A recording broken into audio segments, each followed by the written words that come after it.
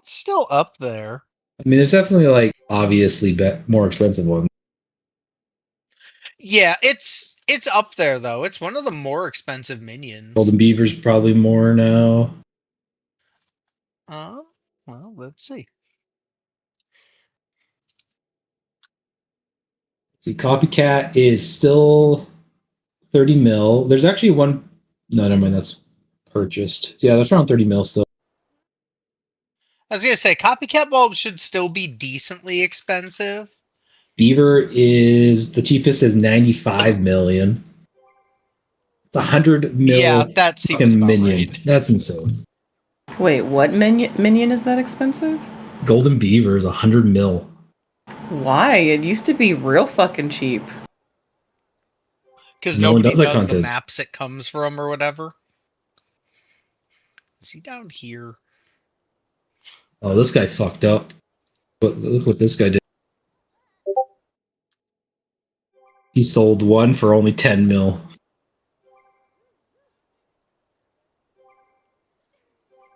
Missed a zero there, buddy.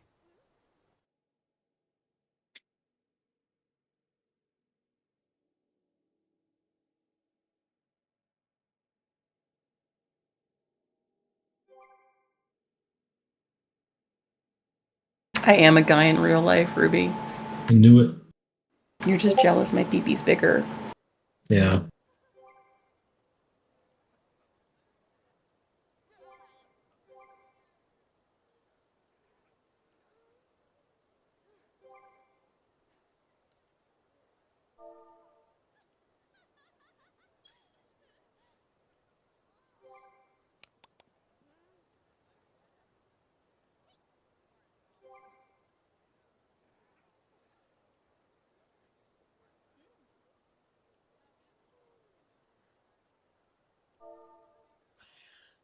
You know, 9.8 mil isn't bad, but it would be very, very sad when you realize what happened.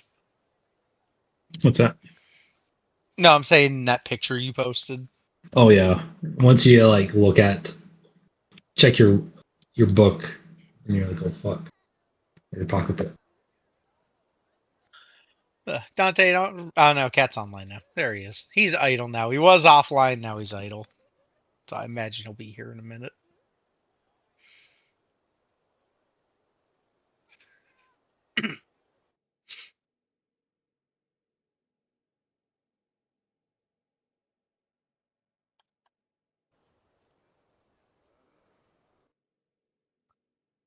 And the and Walker minions from treasure maps are 40 mil and 65 mil. They were always that expensive. I don't think they ever dropped. Yeah. It's funny because those minions, treasure chest minions or treasure map minions never go down in price anymore.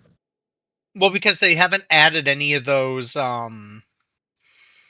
stupid minion books or minion like lock boxes. Yeah, the Yeah. boxes. I mean, I've opened like thousands of those, and I've never once gotten the bulb out of it. Yeah. I've gotten 2 copycat bulbs out of them. This in the fucker ones has I've all the opened. luck.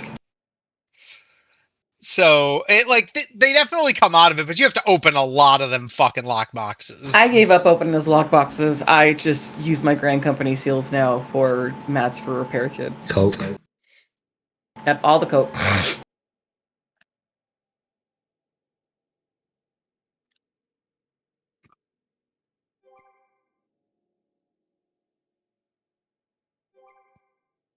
That's what happens when your nose is constantly bleeding.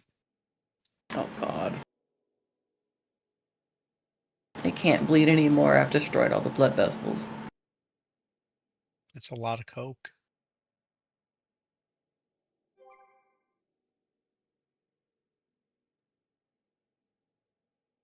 Mhm. Nobel death called insomnia. Where the hell is Cat? Probably asleep. I don't know. He was offline. He went idle. Now he's back offline again. So I don't know where the hell he is. Oh, I don't remember. Dante, do you have Cat's number? Uh, I can't remember if you did Sure or do. not. Give me a sec. Okay, thank you.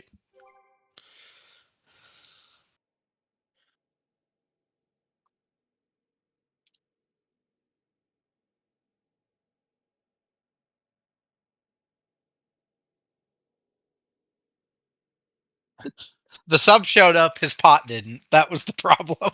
The sub's not still in here, is he? I mean, he's in the Discord, but I took He's away not in his this channel. fucking- You took I his took roll, away right? his roll away. He doesn't have the roll anymore. Good. Not that I feel bad about him seeing us talk shit. Look, with the damage that man was doing, I would rather fucking just take Avark and do a double fucking fizz range, have him tax you, and just tell everybody to just burn everything. Fucking tax bad. Like, I would rather just do that than fucking deal with that, because there is no reason a Dragoon should be only pulling 35k. Like, that was... Definitely no reason a Dragoon should be pulling 35k and be getting paid for it. That's just saying it. Yeah. Yeah, that's fair. Okay, well. I feel bad that I didn't notice how bad he was doing from the start.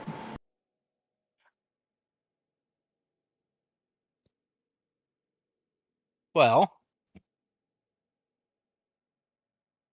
while we're waiting on Cat, if anyone has any questions about P3, feel free to fire away and we can go over it. Because he's not here right now, so.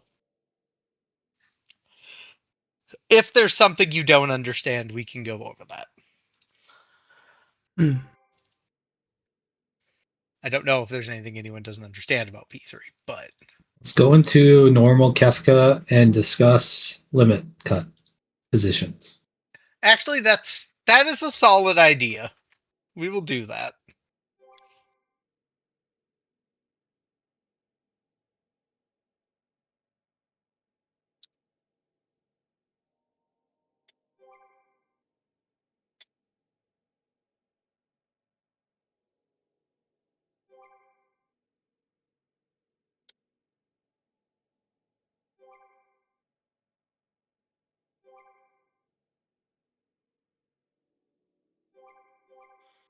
Okay, so let me find 08.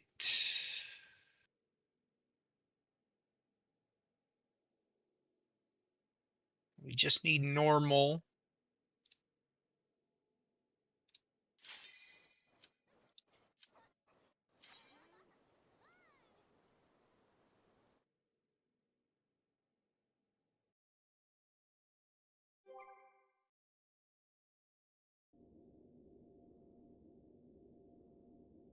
Because it's the same floor.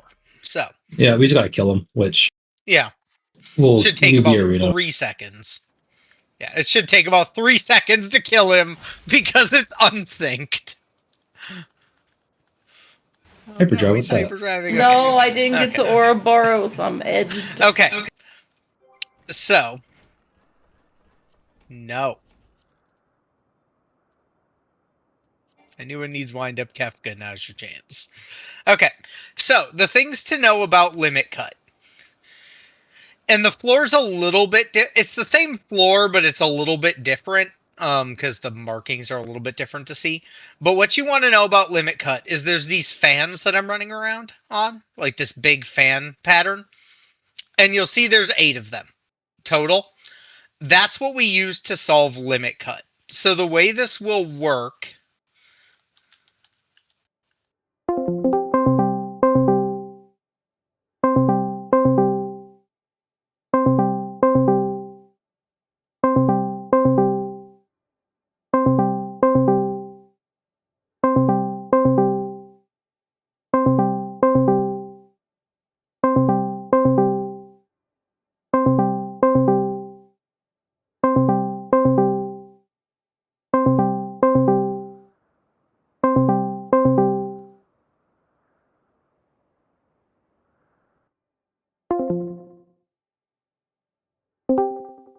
to work is if you look at the point of the square, you're going to come off the point of the square And these fans that I'm running on, you want to come to the fan and go all the way to the left side of it.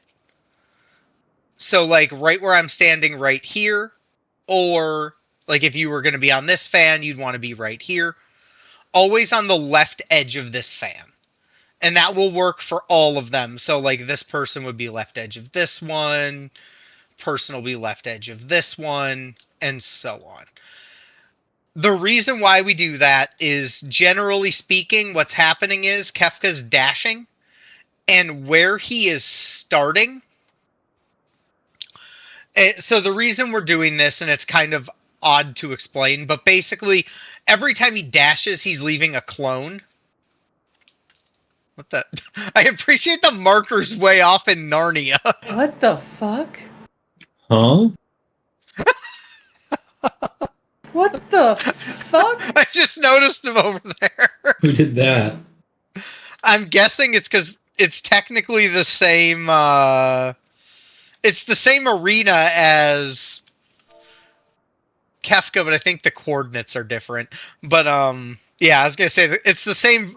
It's the same place, but the coordinates are off. So that's where the actual fight takes place, is over there.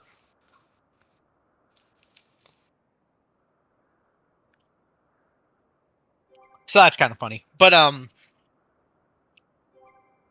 so what I was saying was, so basically the way limit cut's going to work is, we'll just use A as an example. I can throw some markers down. Good effort. They're not going to be good effort. perfect, but they'll be close enough. So if I were to throw these down, we're just going to throw them down. They're not going to be perfect, but they'll be good enough. So the way this works, wait a minute. That should technically be there. Not to say it matters. But so the way this works in practice is you have all these markers. How limit cut's going to work, I'm going to call a marker. So say Kefka was dashing from C towards A and he's going clockwise. So what you'll hear me call is like A counterclockwise. What that's going to mean is we're going to all be stacked up. After we knock back, we need to knock back, all stay really close together until you see the cyclone go off, because we need to bait all of those cyclones together. We can take 7 of them, but we can't take 8 of them, so everyone just needs to stay stacked. What's your question? Can we have a consistent idea of where, in relation to the marker, we are stacking behind Xdeath? I don't think it's going to be a certain marker because it depends on where the wind crystal spawns. No, it's like, my question is like, let's just say hypothetically Xdeath is at 1, and I know like the tank is going to try and pull him to the wall. Are we stacking on the point of the marker? Are we stacking at the back point of the marker? Are we stacking in the center of the marker? Because this affects how far we're going to knock back as a group, right? Like right here. Like so you want behind us him. this far behind the marker. I mean, the markers aren't going to be in these exact spots. I know so they're not going can't to be in this say that exact for spot. sure, but I'm trying to just imagine the markers where it's supposed to be. what I will say is this: just stand right behind Xdeath. Like, But where Xdeath Xdeath is hitbox standing just is going to be. change. It won't be perfect, but he should always be pulled on top of the wind crystal. I hear you, but Xdeath can change depending on where he's pulled every time. The marker is static, which is why I was asking in relation to the marker. I understand that. Look, I'm going to be blunt with you. I have way too much shit going on. I can't go and try to pinpoint onto a marker for myself. So I just wing it based on the back of Xdeath, and then I just step towards where everybody is. That's how I handle that mechanic. Okay. That's why I'm saying just behind Xdeath is fine. We don't have to be in a perfectly tight clump. We just got to be close enough together so that everyone's getting hit by like 6 to 7 of the wind crystals minimum each. That's the only reason I say it doesn't have to be perfect. The easiest answer is just get close to Xdeath, and because that's what the log says. Most people are taking a hit of either 6 or 7 of those hits.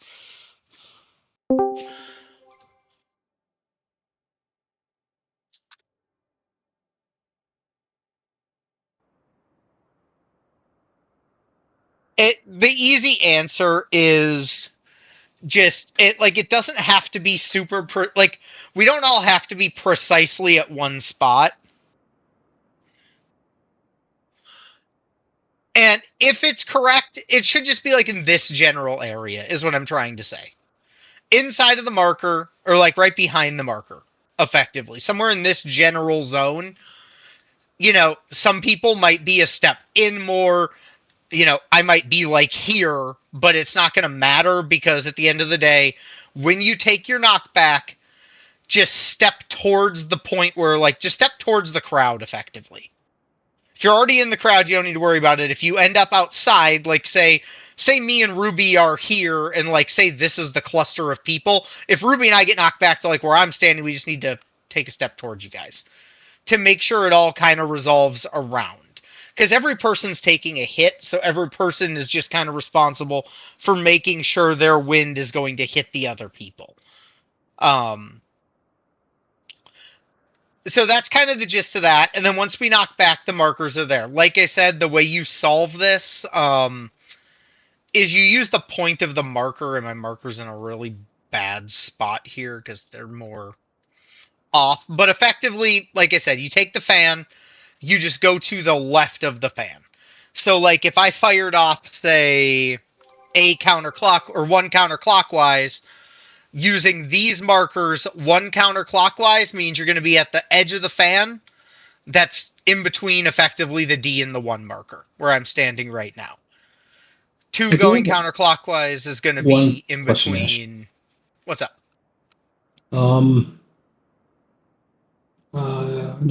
I'm linking a video. Just give me a second.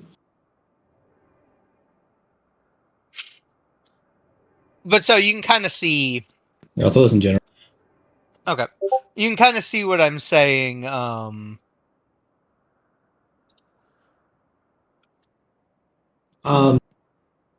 If you watch the timestamp there, they get knocked back, but they're doing it separate groups. Is that just a different strategy? Yes. So there's 2 ways that you can do this mechanic and solve it. So there's 2 different strategies that do different damage profiles. Okay, just wondering. That's all. So basically, you could knock back in pairs. So the healers knock back together, the range knock back together, the tanks knock back together. You can do that, and then effectively every person only takes 2 hits. So you'll all take 1 very small hit that does almost no damage, and then you'll all take 1 real big hit that does 100k. So that is the other option we technically would have to do. But it does look like there is a good amount of time to run together after the knockback. Yes, there is. That's why I was saying where you knock back isn't necessarily the biggest deal in the world. You just need to make sure that once you knock back, you get together with everybody else. That's why I was saying, you don't want to obviously knock back, if he was on 2, you don't want to knock back way over here because you're not going to be able to, get to the party. Now, okay. Well. Well, no, you can see I first up pretty big time. I am now traveling. I forget. What? Get back from the thing. Just now traveling. I'm still gonna be about another 25 minutes or so. Can anyone understand what he's saying? No. I heard enough to say he's going to be another about 25 minutes. I think he just left late or something. Well, yeah, no, I fucked up. So, yeah, I'll be there soon. Okay. Soon, TM. Okay. But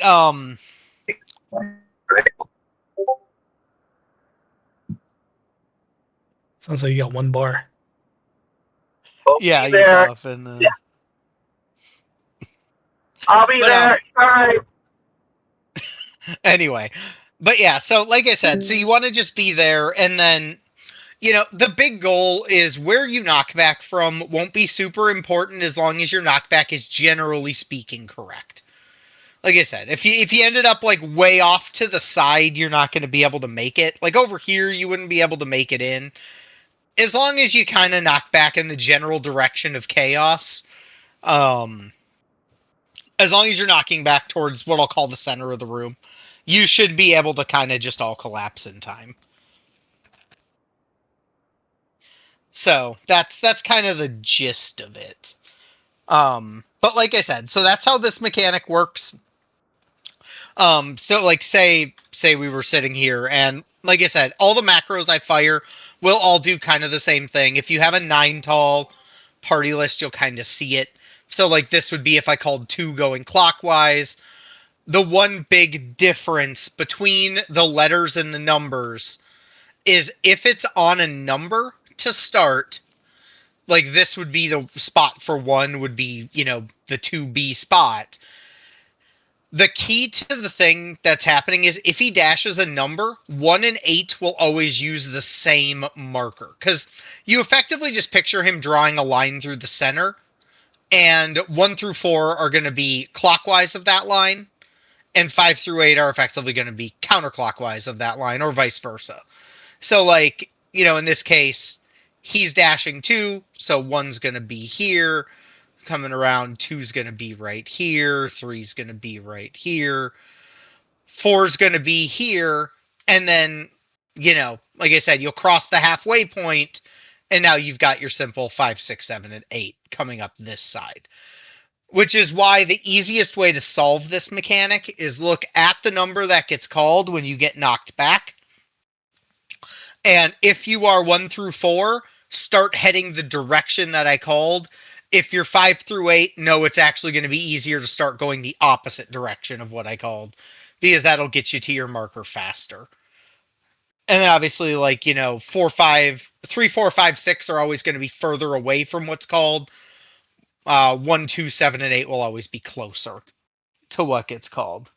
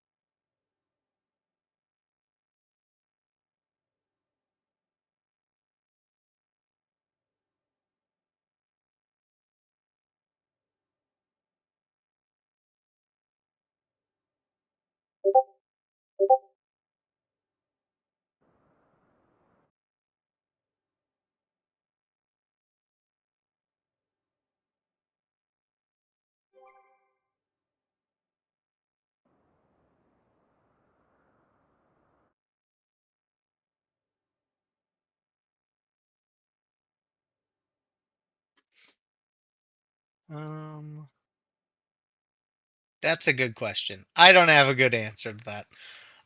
Okay, so then the next thing I will mention while we're standing here in this arena is so the black hole mechanic. So what I'll mention about that mechanic in particular, because it's kind of goofy, but it's actually a lot simpler than it looks, generally speaking. The black holes will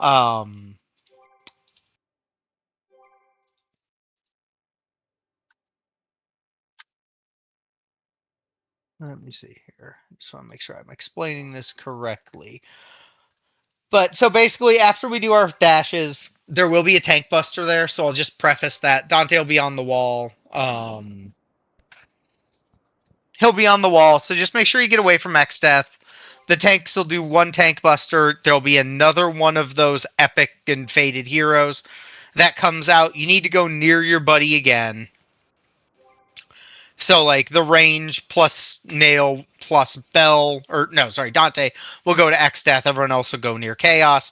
You'll get that debuff, and that'll last the rest of the, it'll last the rest of the phase.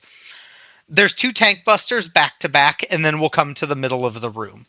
As far as healing that initial hit, what we can do to get away with healing that first top up because of our comp. So the way we'll handle that healing is I'll throw a spread low out before Earthquake connects. That shield doesn't get taken by Earthquake because it doesn't do damage. It just puts us all at 1 HP. And then I'll have Seraphism running, which you can do to make this easiest. As that Earthquake connects, if you have a Medica 2 running, like as Earthquake starts casting, you can basically cast a Cure 3 right on yourself to hit the party. The second that Cure 3 connects, the party should be high enough health with the shield up to the party should be high enough. So Nail, you just want to Benny whichever healer has the accretion debuff. So you'll just Benny that, basically throw a Cure 3 as to connect right after Earthquake finishes, and as soon as that hit goes off, the party should be high enough health that you can Benny yourself, and the Earthquake will truck out anything, or the Adlo will truck out most of that hit. So then you'll Benny yourself, I'll watch the tanks while you're doing that, and then the two of us just can throw AoE heals and make sure that whatever DPS gets accretion gets topped after that. Is generally how that will look. After that's done, what's going to happen is effectively something like this. So what'll happen is your first time. So it'll either be me or you. It'll always be either me or you.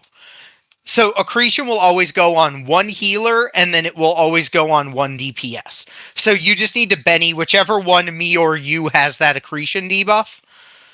And yeah, so you'll have to be on the lookout for which one of us gets it, but it'll always be one of the healers. It's 5 phases. 5 phases. In terms of time, we're at about the halfway point of the fight. Because we're at about the 9-minute mark of the fight, and the fight's about 18 and a half. So we're at about the halfway point. Phase 3 ends at about 12 minutes. So Phase 3 ends at about 12 minutes. Phase 4 ends at about 14, and then Phase 5 is about 4.5. So what will happen here is, I'll just mark 3 random people so you'll kind of understand what's happening here. So basically what's going to happen is 3 people are going to get numbers. It's going to be 3 people get a first in line, 3 people get a second in line, and 2 people get a third in line. How that will look is, we'll just say for ease, this is how this looked. I can mark enough of us to make this at least kind of make sense, and Leon can be the other one. And for all intents and purposes, Dante, you're something else. Okay. Yep, go for it. So the way this will work is, if you assume that these 3 people that got a 1, a 2, and a 3 all got first in lines, and the 3 chains were all second in lines, and Dante's a third in line, and then our MIA Dragoon was a third in line as well. How this will work. Ruby is the person I marked 3. In this example, Ruby and I are the 2 people who got accretion. It's a debuff you'll have when you get topped up. That debuff will fall away, so you just have to remember that you had it. How this phase is going to work.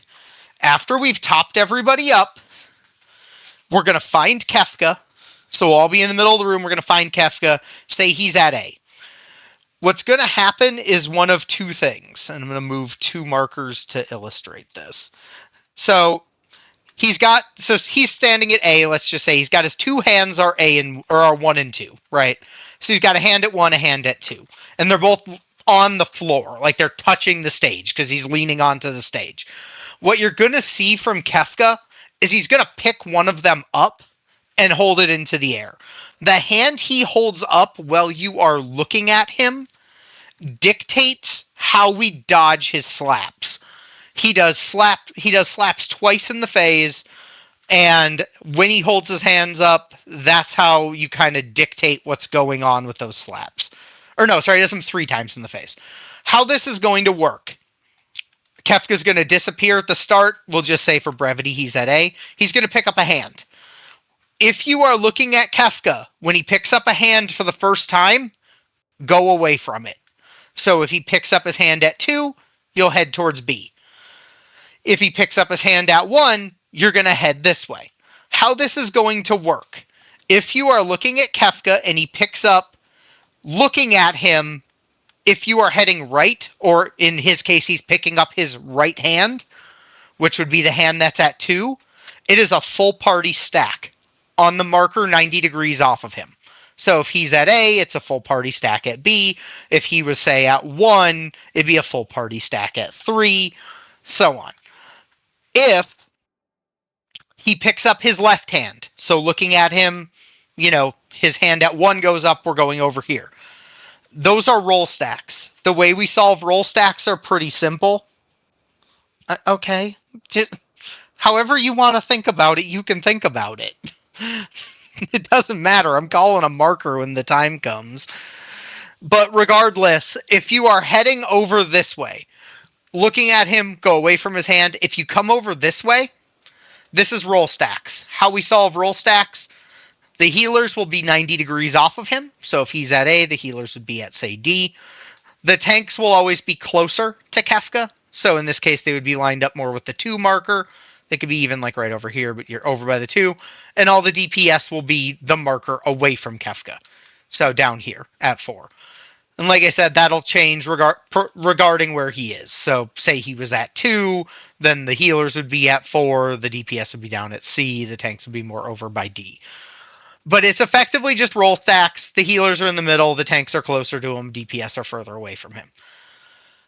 So, putting all of this together, there's one last piece you kind of need to be aware of. The last piece to be aware of are the black holes. They have a few different patterns they spawn in, but there's a few different patterns they can spawn in, but there are static rules about how they tether. The static rule of how they tether is there will always be black holes that spawn similar to where the exit is right now. So like if you see where the exit is, they will always spawn like back here, right? So they're not going to spawn like on A and then throw a tether out. If they're tethering, they're always tethering because they're closer to the wall, not right on the marker. How this will work is if there's a black hole, say Kefka is over here at A, if there is a black hole and it tethers, you want to take those and you want to take... No, it needs to be 2, not 1.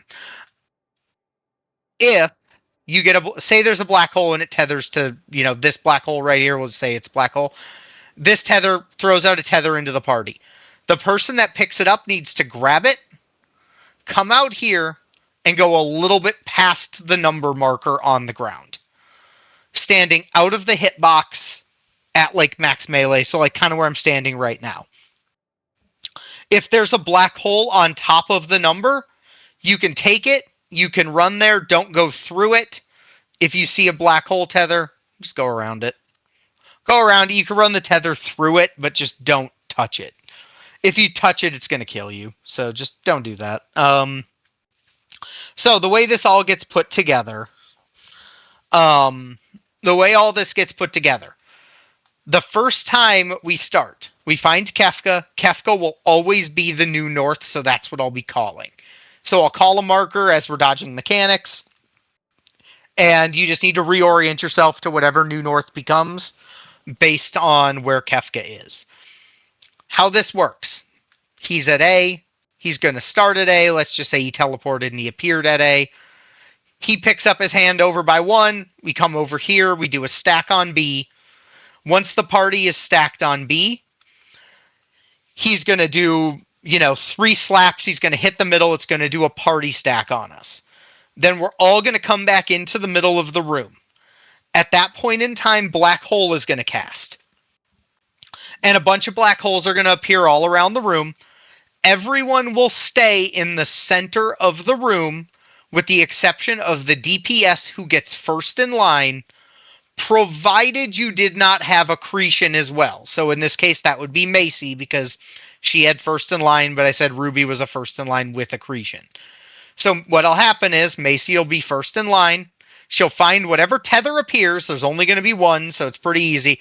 You're just going to grab that tether and then take it clockwise from whatever cardinal it spawned on and put it right here. So like say it spawned at A, you just stand it right here. It's going to shoot you with a laser, and then that tether's going to disappear and 2 more tethers are going to appear. Macy's job is then to go find the first tether clockwise from Kefka. So if Kefka's at A, you find the first tether clockwise of Kefka, and you grab that tether. So say now the tether was at B, so you grab that tether from B and you come and stand right here. At that same time, there's now 2 tethers. So the second in line, or the first in line support, in this case, which would be Bell, will go and he'll grab the second tether that was clockwise from Kefka. He would grab that, say it was at C, so he grabs that tether and comes and stands right here. While all that is happening, one of 2 possibilities is going to happen. Either Dante is going to be taking a tether, in which case you will see Xdeath run away from us, and he's involving this tank buster, so you don't have to worry about it. But he's going to be taking that. He's going to be picking up that tether, and either Dante's going to be eating the laser, or another support's going to take it, and then he's going to take Xdeath and he's going to pull him away from us.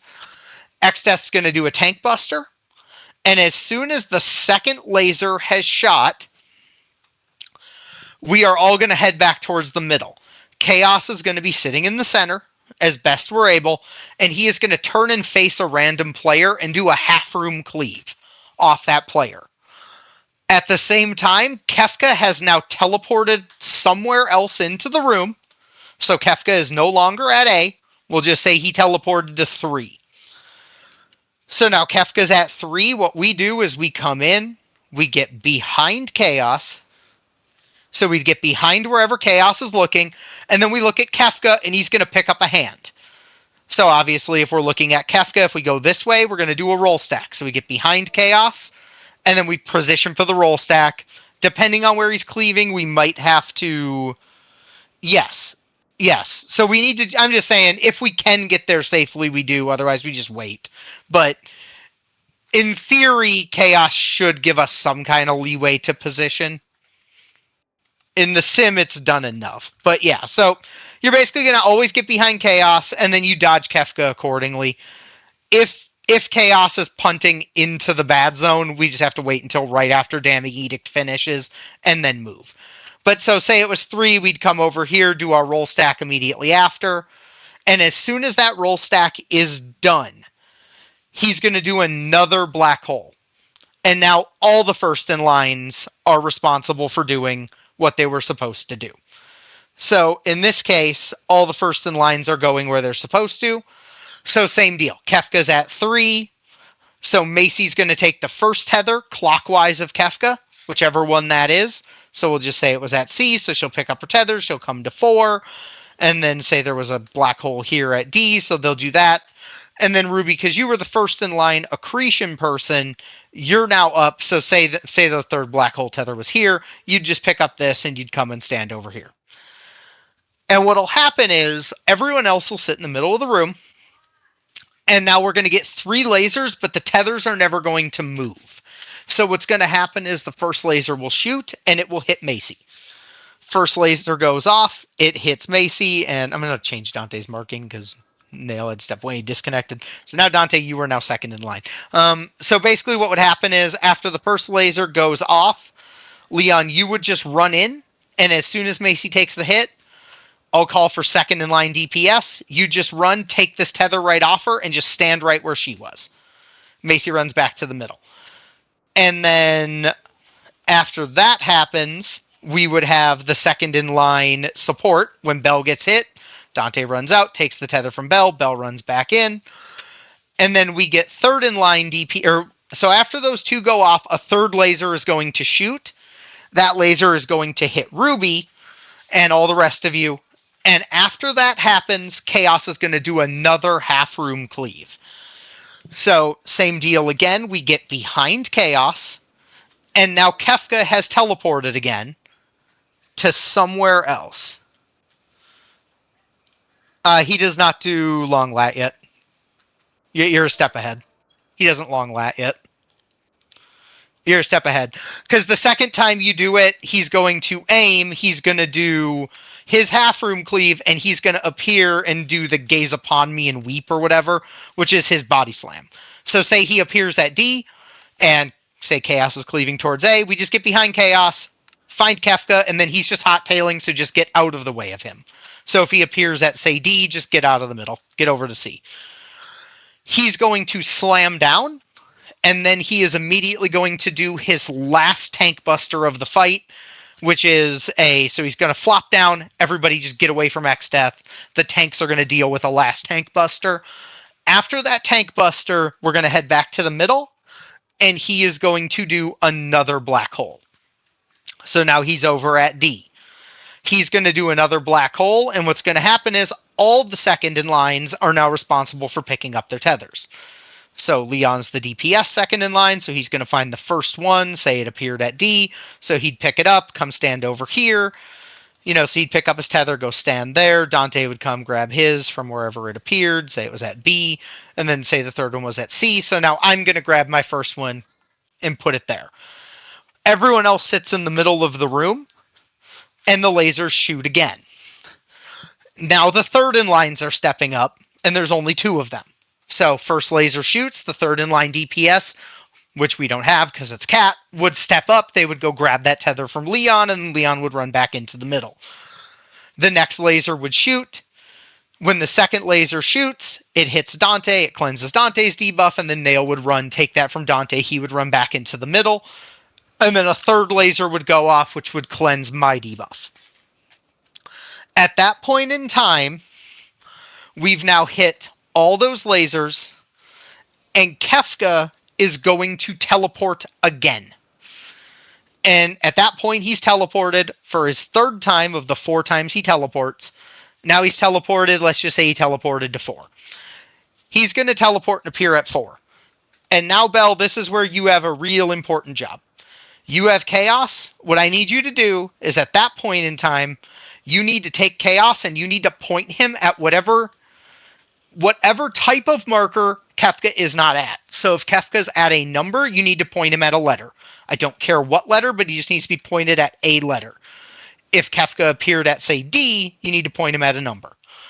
Reason being, he's going to start doing a longitude-latitude cast that we saw at the start, where we either have to be in front or behind him or on his sides, and then swap over across. At the same time he's doing that, so if we use the example I had before where he was at 4, Chaos is looking over here at D, Kefka is going to pick up a hand. So let's just say he picked up his hand near C. We need to go right, which means we're going to go towards 1. We're going to stand on the cross line, right, between the front and the sides. So say right here.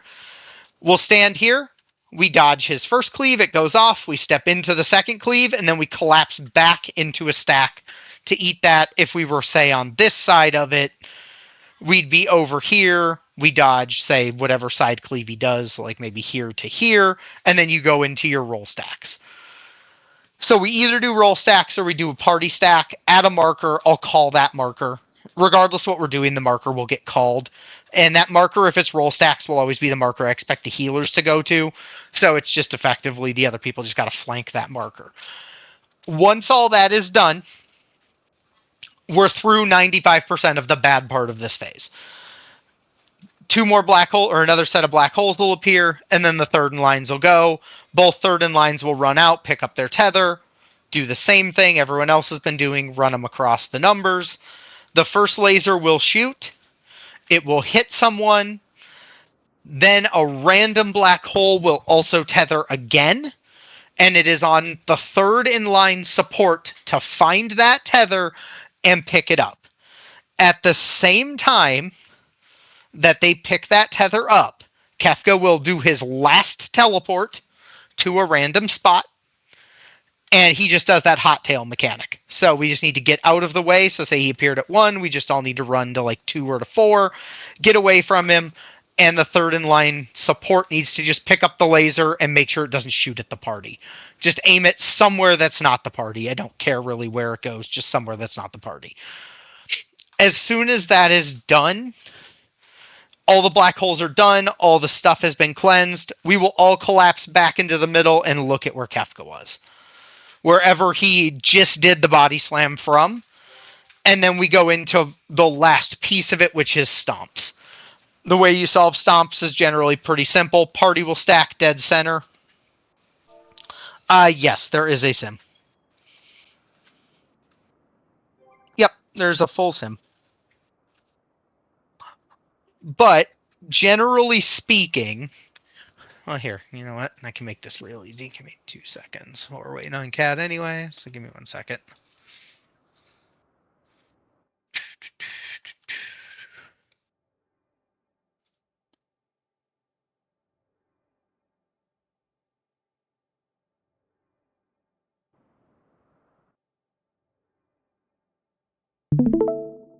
Also, just as a Okay. question, the mid sheet says I am midding Earthquake, but the raid plan has like 10 slides that are called Earthquake. What am I midding? You're miding the skill that's called Earthquake. Which one is that? It's the chaos cat called Earthquake. Okay, good. I don't think my feint's that long. No, he does a cast called Earthquake, so that's what you're midding. Yeah, so the whole mechanic is called Earthquake, but so let me just fix this. I don't need you punting me, you dick. I'm trying to do something. So, okay. So let me just do this from Decisive Battle. So the way that this will work. So you'll do Decisive Battle after Limit Cut. You'll go near your guy, like I'm doing, if you're watching this sim. And then Xdeath does a Tank Buster. Kefka gets really, really big. And then Chaos casts Earthquake, which is right here. He casts Earthquake. We all go into the middle. And then if you look, there's all these debuffs on the party list. So I have a 2. I have a 1 minute, which every person has a 1 minute to a 2 minute, depending on what in line they are. And then you'll notice the White Mage and the Reaper have that 13-second debuff. Those are the accretions. So I'm second in line DPS accretion. So I have 3 debuffs. I'm second in line accretion. The melee is first in line accretion. So how this works, we sit in the middle and we find Kefka first, wherever the heck he appears. He's over at 3. He picks up his hand. So you'll see he's got one hand off the ground now. We go away from that hand and it's a stack. So we all stack on 4. Does 1, 2, 3, slaps the middle. We move away, and now a black hole's appeared on a cardinal and tethers. So the first in line, that's not the Reaper in this case, because we don't care about the Reaper because the Reaper had accretion. So in this case, it'll be the Summoner. You'll see the Summoner is going to run out and grab that tether and point it away from the party. They'll stand in front of the 4 marker, like a little bit off of it, but like in front of that black hole. It'll shoot a laser. Now you'll see the next 2 jumped. They went, around the room. The next 2 jumped. So now the Summoner is going to pick up the tether they already have. And the first in line support, which would be the Paladin, is going to run and grab the second one. Party's going to sit here. They're going to run and grab those. Paladin's going to take Xdeath away because he's tank bustering. Laser shoots. Now we find Kefka again. In this case, he appeared at 3 again. And you'll see that Chaos is now starting Damning Edict, so we need to get behind him. So we get behind him. Kefka picked up his right hand. So we're going to go by 2 and do roll stacks. He does kaboom. We go back to the middle. Now all the first in line, so the Reaper, who was the accretion, will pick up that third one. All of them go off. Will the accretion always be on a first in line? So there will always be 2 accretions total. One will always be on a healer, one will always be on a DPS, and they will always be on a first and a second in line. Okay. So, like in this example, the Reaper had the first in line accretion, I have the second in line accretion. So you just saw there the laser went off, it cleansed the summoner's debuff, because they don't have that earth debuff anymore. And now the dancer, who was second in line DPS, runs out, picks it up. They take a laser, get shot. Now second in line support runs out, takes their tether. They get shot. Kefka, he teleported. Now he's over by 2. Chaos is doing a get behind again. He's at A, so we get behind and get away from A because he's hot tailing. Drops down the middle, get away from Chaos or X Death because he's tank bustering. So Kefka's at A, so we're looking at A now, and he's going to black hole again. He black holes again, and now there's 1 on A, so that's going to be the DPS tether. The support tether's the one that'll be at C, and as accretion, I'm grabbing the one at D. So everyone goes, you grab your... Stop stealing my tether. So you take that, and you just go around, get around to your side. Third in line is now going to run out. Third in line DPS is going to pick up the tether. Third in line support's going to go pick up their tether. Does it matter that you shot it through another ball? It doesn't matter if it touches the balls, it can't touch a player. Okay. It can shoot through the black holes, it just can't hit people. So now you'll see all the tethers went off. Kefka's at 2, so the tank's facing him at B. He's going to do a longitude latitude in a second. So he's doing latitude, and we need to be over by 3. So we want to be in front of him. So we go in front of him, stand near the line, dodge into his cleave, and stack at 3. He does a hit, we come back to the middle, and the third in lines are now going to run out and pick up their tethers, according to the same priority. Laser's going to shoot once. We have a new tether. At this point, the sim fucks up because Kefka should have teleported, but he didn't. But he's doing a body slam. You'll see that last tether's there. So the third in line support now needs to run, grab that tether off of me. Everyone else gets out of middle. They aim the laser away from the party, and now we go to the middle. Kefka was at 2, so we all stack center. And then what's going to happen is the supports are all going to head towards where Kefka was, and the DPS will all head away. So what you'll see is this. So it's going to do a puddle. We're going to run up. And then if you look, I can't spin because I paused it, but you'll see there's a stack on a couple of the supports. So what's going to happen is as soon as we drop a puddle, all the supports will run back to the middle of the room. And the DPS will cover the towers underneath Kefka's feet. The way you solve that is effectively looking north, looking at where Kefka was. Group 1 is responsible for the west tower. Group 2 is responsible for the east tower, assuming Kefka was north. So what's going to happen is the second puddle's going to come under our feet. Supports all stack mid. DPS are in the tower. That hit goes off. Other people swap. Take that. Another hit goes off. And then you get out of the middle. Move around during the blizzard cast because it'll freeze you if you don't. He reverbs the middle, and that's the end of the phase. So there's a lot going on there, but it's not overtly complex. And I can try to do. Let me do stomp. That might make more sense. Looks like Cat's here. Do we want to jump in? Cat's here. I think I need to double check. I know Nail had to step away for a second, so I don't know if he's back yet. But so, like I said, so you just move out. In this case, supports have the stack, so they go to the middle. I killed all those DPS. And then obviously the towers are quick. So if you don't move right on time, you're going to die there. But yeah, let me get Cat in the party, and it's not that hard. It just takes practice. Okay, sounds good. All right, let me get Cat in the party, and we'll be all good.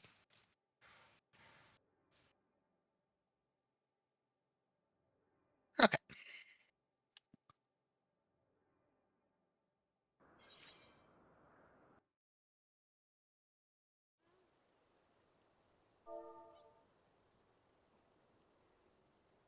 Okay.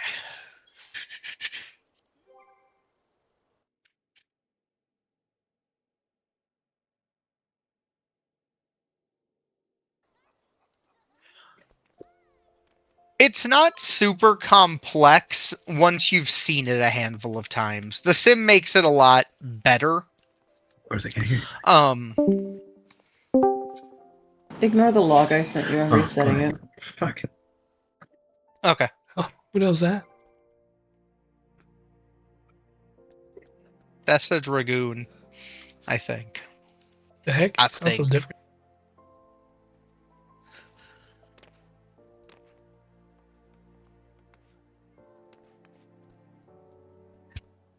Hey, you're not allowed to make fun of them. He's going to be in Fortnite soon. Kingdom Hearts? Yeah, Good that's thing. the big rumor. Is God. hello. I'm curious if they'll let the Mickey icon in there in some fashion. Yeah, no, rumor has it because there's apparently some D20 thing happening soon, and they think that's going to be the announcement. Okay. So like I said, use the little fans for limit cut. Now I have my markers down so it's easier to see. You use the points of the markers. So like So what's the your corner excuse there, edge of buddy? the marker. We got that spot. I was driving back and that gotta wait for me, so sorry. Doesn't Likely story. Yeah, no. Well, it was just a trip to theme park / water park / sister's trip with the same number of sisters, and it just went way long. So sorry. All good. Okay. Alright, let's just make the most of the couple hours we do have. So. Oh yeah, I think actually on Monday. Let's see. Well, yeah, you're writing with us on Monday. That's your thing. Anyway. For now we focus on this. But so yeah, like I said, the macros will go into the party chat, so if you have it 9 high, you'll be able to see them. But for now, let's just focus on getting to P3, working through it. Oh, I fat fingered hard light just now. That's fine. That'll be fine. Where do we normally have it? After tether knockback. Okay, we'll be fine. We'll be fine.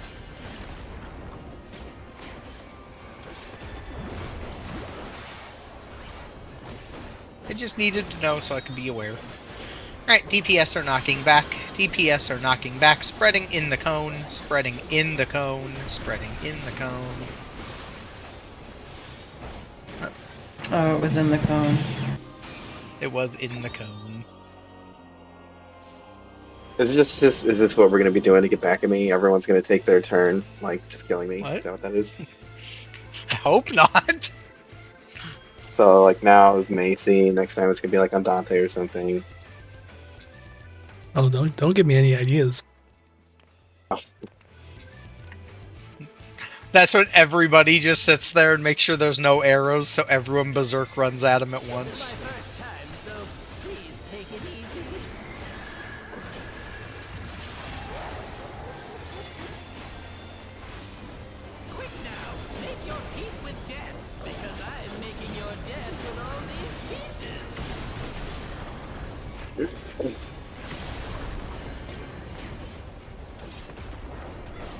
Okay.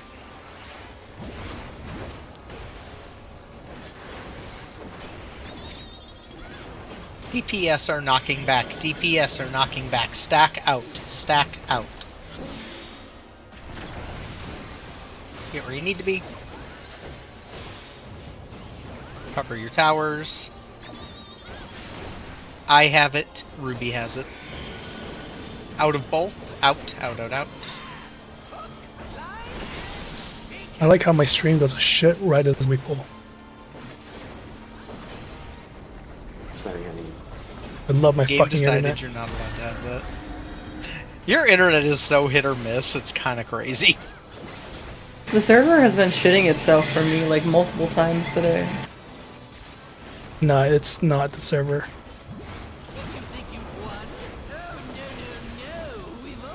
For me, anyways. Here's in the cone, DPS are spread. In the cone, DPS are spread. DPS spread.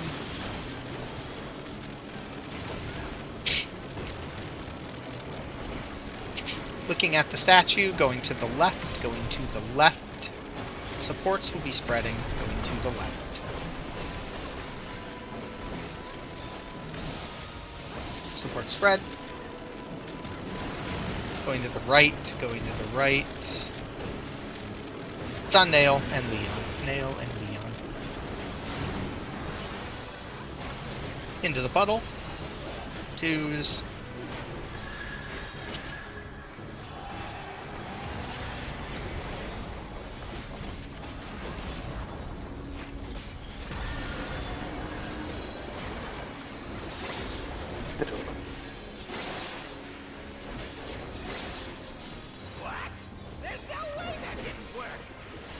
Wow, my gnashing fin got Okay. eaten. Respect your arrows. Be safe. It's a major packet loss. Oh, 3,000 ping. Oof. First arrow's down. Oh, dead. Oh, yeah, we're dead. What the? Okay, that's odd. That is so weird. That's a fun arrow. Don't worry, Cat's doing the thing. Don't worry, he got stopped by that arrow. I can't believe that some Yeah, of no, those arrows worked. That was so weird because. Huh, okay, that was odd. Anyway, I may go back and look at your stream at some point, Ruby, because that was weird. I could have sworn on my life that the lower time was the one on the left, but it definitely wasn't. So Oh, I okay. wasn't talking about you. I was talking about Dante. He was. Oh yeah, no, I scuffed. I flipped my arrows, but I could have sworn that my arrows did something weird. But we should be okay to pull, assuming Dante's connections Not a, cooperating. I am not okay.